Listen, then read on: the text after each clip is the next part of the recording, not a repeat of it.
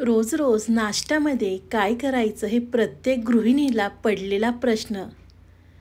रोजच्या नाश्त्यामध्ये पोहे, उपमा नेहमीच खातो, तर कधीतरी कंटाळा येतो. मग काहीतरी वेगळं केलं तर घरातले सुद्धा अगदी आवडीने खातात. तर आज आपण मिक्सरच्या भांड्यामध्ये कांदा आणि टोमॅटो घालून छान अशी एक नाश्त्याची रेसिपी पाहणार आहोत. तर व्हिडिओ कुठेसुद्धा स्किप न करता संपूर्ण व्हिडिओ पहा. हाय हॅलो नमस्ते, स्वाती सांडबोर या यूट्यूब चॅनलवर तुम्हा सगळ्यांचं अगदी मनापासून स्वागत करते. तर इथे पहा, मी 3 कांदे घेतलेले आहेत. तर इथे छोट्या साईजचे कांदे होते, त्यामुळे या ठिकाणी मी 3 कांदे वापरलेले आहेत आणि एक मोठ्या आकाराचा टोमॅटो वापरलेला आहे. तर कांदा आणि टोमॅटो आपल्याला चिरून घ्यायचे आहेत. तर इथे पाहू शकता कांदा आणि टोमॅटो चिरून झालेला आहे. त्यानंतर इथे मी मिक्सरचं भांडं घेतलेलं आहे. मिक्सरच्या भांड्यामध्ये आपल्याला कांदा घालायचा आहे. कांदा घातल्यानंतर चिरलेला टोमॅटो घातल्यानंतर आलं घालायचं आहे. आलं घातल्यानंतर इथे मी 5 ते 6 लसणाच्या पाकळ्या घालायच्या आहेत. आवडीनुसार आपल्याला या ठिकाणी मिरच्या घालायच्या आहेत. तिखट तुम्ही तुमच्या आवडीनुसार कमी अधिक करू शकता. मिरच्या घातल्या की मिक्सरला आपल्याला वाटून घ्यायचं आहे. तर इथे पाहू शकता मी कांदा आणि टोमॅटो वाटून घेतलेला आहे. तुम्हाला किती जणांसाठी हा नाश्ता बनवायचा आहे त्यानुसार तुम्ही ते कांदा आणि टोमॅटो घेऊ शकता. तर एका भांड्यामध्ये कांदा आणि टोमॅटो काढल्यानंतर त्यामध्ये आपल्याला छोटा चमचा ओवा घालायचा आहे. ओवा थोडासा हातावर चोळून घातला की रेसिपीला छान अशी चव येते. तर ओवा घातला की त्यामध्ये आपल्याला एक छोटा चमचा जिरा पावडर घालायचा आहे. तुम्ही या ठिकाणी अख्खे जिरेसुद्धा वापरू शकता. त्यानंतर एक छोटा चमचा मिरची पावडर घालायची आहे. एक छोटा चमचा आपल्याला काश्मीरी मिरची पावडर घालायची आहे. अर्धा चमचा हळद घालायची आहे. हळद घातल्यानंतर इथे मी एक छोटा चमचा धना पावडर घातलेला आहे. त्यानंतर भरपूर चिरलेली आपल्याला या ठिकाणी कोथिंबीर घालायची आहे. कोथिंबीर घातली की त्यामध्ये आपल्याला 1 कप गव्हाचं पीठ घालायचं आहे.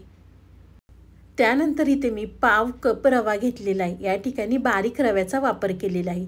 तुम्ही जाड रवा वापरला तरी या ठिकाणी चालणार आहे. त्यानंतर रवा पाव कप घेतलेला आहे, तर आपल्याला बेसन पीठसुद्धा पाव कप घ्यायचं आहे.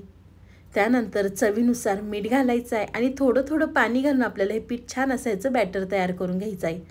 अगदी व्हिडिओमध्ये दाखवते त्या पद्धतीने करून घ्या.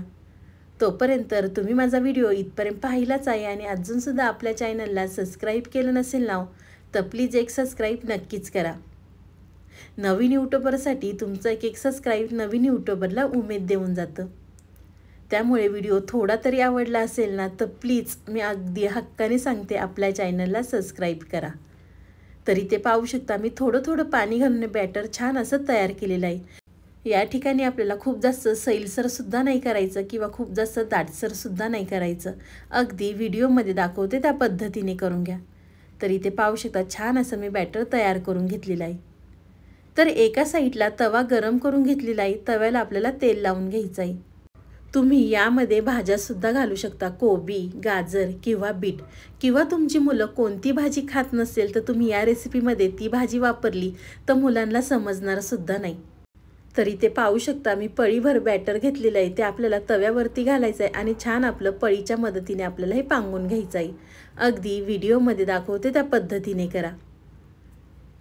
त्यानंतर आपल्याला तेल सोडायचं आहे आणि वरची साईड आपल्याला कोरडी करून घ्यायची आहे. लगेच आपल्याला पलटी करायचं नाही. जोपर्यंत वरची साईड कोरडी झाल्यानंतरच आपल्याला पलटी करून घ्यायचं आहे. तरी ते पाहू शकता वरची साईड छान अशी कोरडी झालेली आहे. तर त्यानंतर पलटी करून आपल्याला दुसऱ्या साईडने सुद्धा मस्त असं भाजून घ्यायचं आहे. तुम्ही मुलांच्या नाश्त्यासाठी किंवा टिफिनसाठी सुद्धा अगदी झटपट हा नाश्ता तयार होतो. नेहमीच मुलांना टिफिनसाठी सुद्धा आपण भाजी चपाती देतो, तर कधीतरी या पद्धतीने तुम्ही मुलांना करून दिलं ना तर मुलंसुद्धा अगदी आवडीने खातील. तर पलटी केल्यानंतर आपल्याला परत थोडंसं तेल सोडायचं आहे आणि दुसरी साईडसुद्धा छान आपल्याला भाजून घ्यायची आहे. इथे पाहू शकता तुम्ही आपण कोणतीही भाजी वापरलेली नाही, फक्त कांदा आणि टोमॅटो या ठिकाणी वापरलेला आहे. तरी हा नाश्ता खायला अगदी टेस्टी लागतो.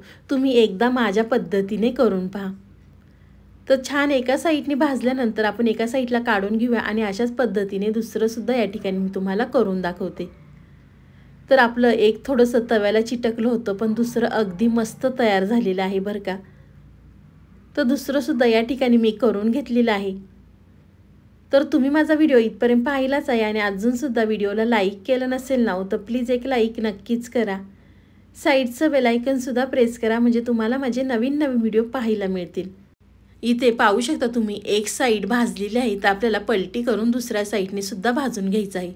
तुम्ही तेलाच्या ऐवजी तूप किंवा बटर या ठिकाणी वापरू शकता. तर दुसरी साईडसुद्धा आपल्याला भाजून घ्यायची आहे. थोडंसं तेल सोडायचं आणि दुसऱ्या साईडने सुद्धा भाजून घ्यायचं आहे. तर इथे पाहू शकता दुसरीसुद्धा साईड छान अशी भाजलेली आहे. तुम्ही या रेसिपीला काय नाव देताल ते मला नक्कीच कमेंट करून सांगा. तर इथे पाहू शकता कोणतीही तयारी न करता अगदी झटपट असा नाश्ता तयार होतो. तुम्ही मुलांच्या टिफिनसाठी सुद्धा सकाळच्या घाईगडबडीमध्ये देऊ शकता.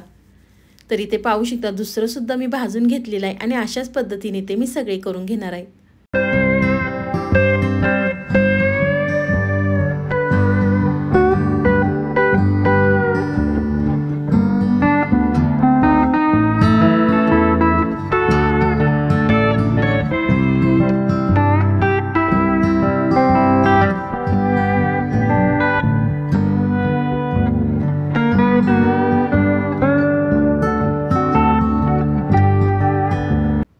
तर इथे मी सगळे करून घेतलेले आहे.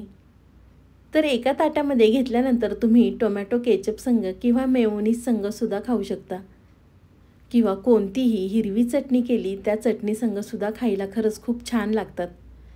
तुम्हाला ही माझी आजची रेसिपी कशी वाटली ती मला नक्कीच कमेंट करून सांगा. व्हिडिओ आवडला तर व्हिडिओला लाईक करायला विसरू नका. तुम्ही माझा व्हिडिओ कोणत्या शहरातनं पाहता ते सुद्धा मला कमेंट करून नक्कीच सांगा. तुम्ही माझा संपूर्ण व्हिडिओ पाहिल्याबद्दल थँक्यू सो मच. मी आशा करते की तुम्हाला माझा व्हिडिओ खूपच आवडला असेल ना तर तुमच्या नातेवाईकांमध्ये मित्रमैत्रिणींमध्ये शेअर करायला विसरू नका. तर चला पुन्हा भेटूया असाच एक छानसा व्हिडिओ घेऊन. तोपर्यंत बाय.